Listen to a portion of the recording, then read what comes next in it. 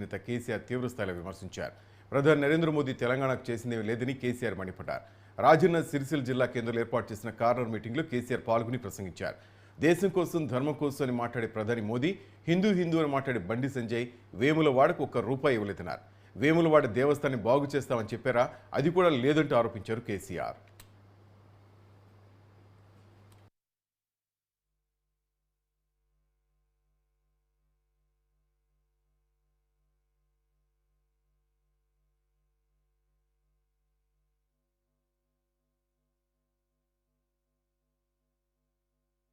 పేదవాళ్ళ ఎజెండా ఉండనే ఉండదు.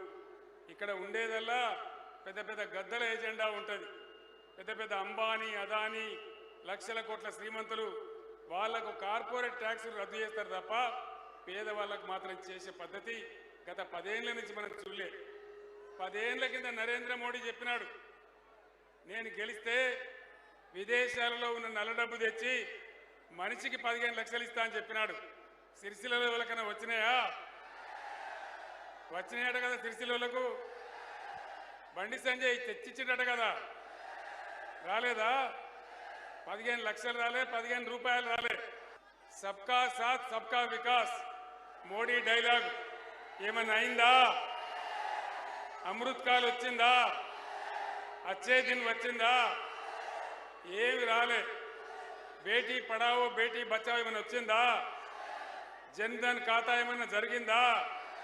అంటే ఏమి కాలే. అంత వట్టిదే గ్యాసు ట్రాషు డబ్బాల రాలేసినట్టు ఊపుడు తప్ప ఏ పేదలకేం జరగలే. ఉల్టా ఇక్కడ జరుగుతూ ఉంటే దాన్ని తీసేయడం, గోల్మాల్ దింపడం తప్ప ఎవ్వలకు కూడా న్యాయం జరగలే.